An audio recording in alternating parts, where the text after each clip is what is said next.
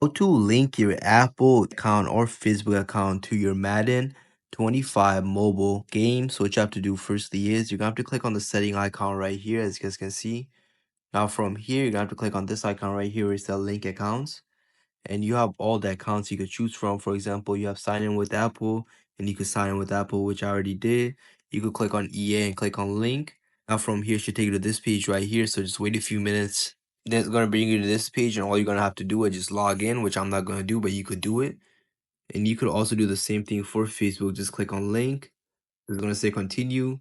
Then it should take a minute, so just wait a few minutes. And again, you could log in with your Facebook account, which I'm not gonna do, but you could do the same thing with Apple, like we just did with account and Facebook. That's basically how you link your account with Madden 25 mobile.